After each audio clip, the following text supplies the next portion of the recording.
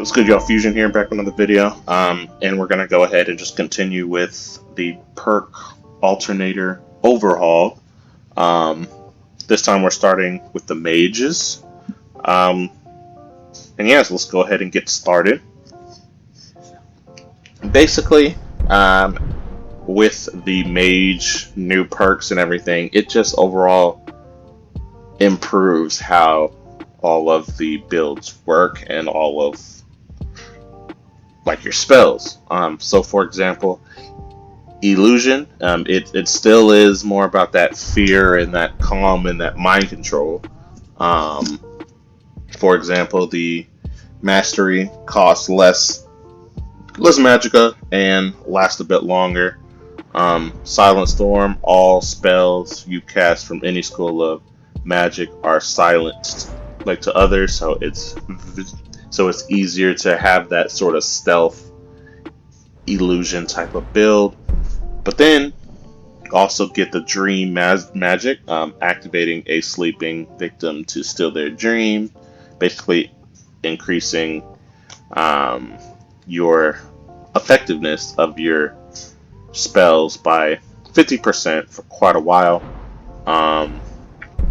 Same thing with commanding presence in combat, your aura of mystical nobility that touches allies.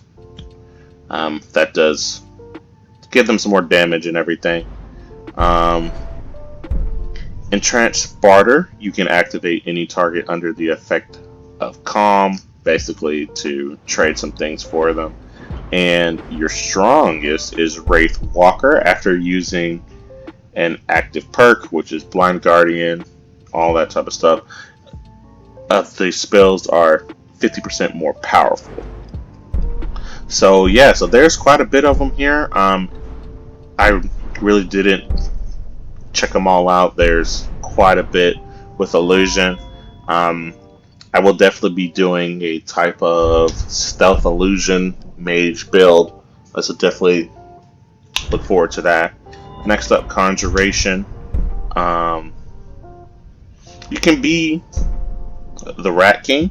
Basically, you get to create 3 undead skeevers right when you start like the fight, so it helps out with that. Also, it does improve on the bound weapons, making them stronger, as well as adding other perks to them just to make them really strong.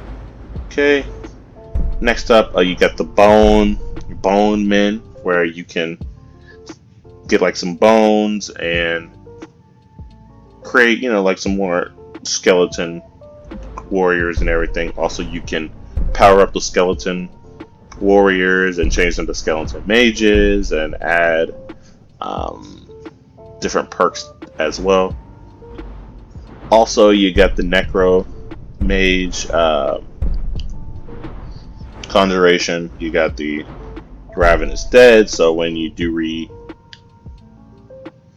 reanimate a dead body, it does deal a whole lot more damage and all of that type of stuff. And then also your summonings, which is like your Daedras, your why can't I think of them? Atronachs. Those can also be upgraded, and you can add up to 3 of them if I'm not mistaken. Yes, up to 3 additional minions, as well as just overall improving those minions. So Conjuration does definitely add a lot to it, and you can definitely do some sort of Conjuration mage, be it either a full bone type of mage or play with the dead as well. So there's always an option. Destruction, one of my favorites. This definitely does double down on picking that one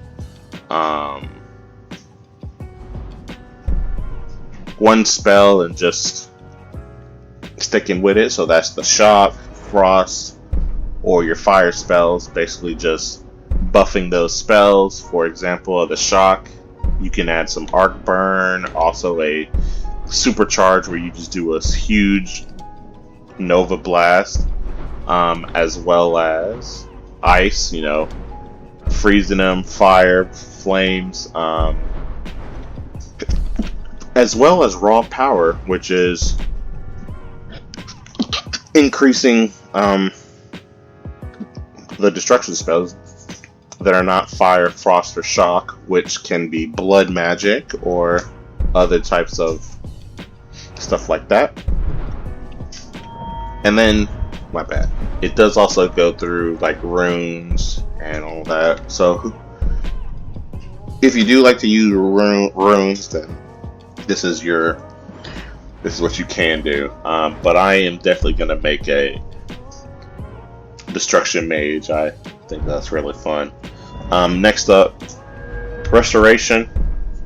Still, it's more about healing and using your wards, but also there are some sort of spiritual tutors where you go and find them and speak, and then you receive a permanent blessing that makes your restoration spells 1% stronger per magicka. So, and then that does also feed off of that as well.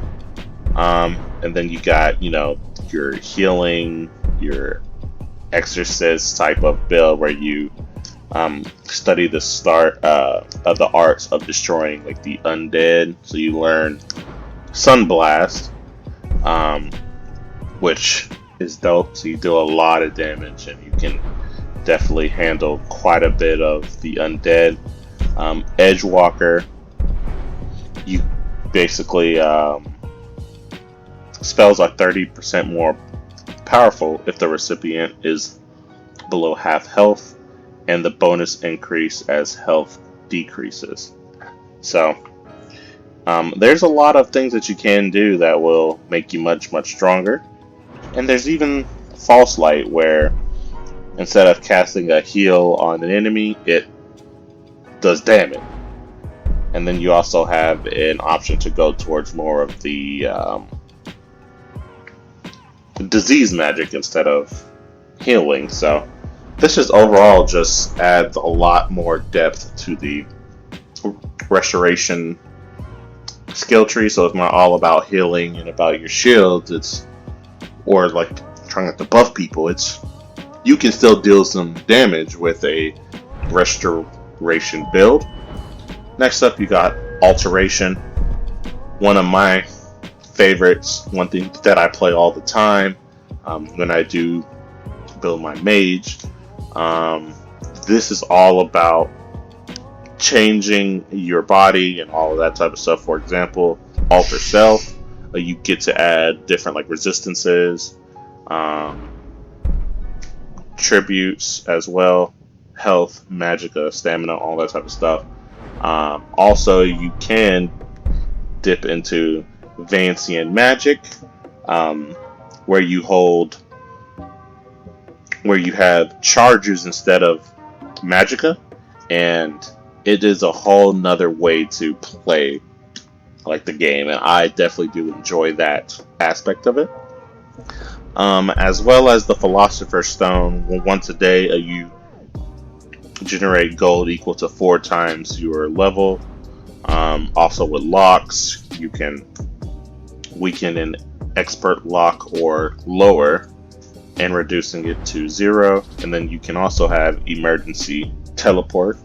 When you fall below 15% health due to combat damage, you briefly turn invulnerable and teleport back to the location where you entered combat. So it's a very it is definitely more manipulating the physical world instead of water breathing, upgrading, and upgrading like your mage armors, which there's also this that does help out as well. And lastly, you got enchanting. It overall just buffs enchanting and even scrolls and staffs as well. So you can do add like some gem dust to overall improve your enchantment, and then you can obviously get that the twin enchantment much earlier. You can upgrade the arcane enchanter, and then you have an option to do one item that can put up to 3 enchantments on it that are 25% stronger, but this is only one item, so it's pretty dope. And then you got your staffs. There's some staff stuff as well, which I have never used a staff. That's not something that I was really wanting to do. And then you also got some scrolls, so if you were ever wanting to do like a scrolls character, or whatever the case may be, then that's an option as well. But that's about everything with the mages. This again opens up a lot of different builds, viable builds, fun builds that you never would have thought could work, now that they can work. And I would definitely, one day I will try to use a staff build. I think that'd be fun, like a staff and something. I think that'd be dope one day. But anyway, that's about all. Like, comment, and share, and I'll see you on the finale, which will be the Warriors. Peace.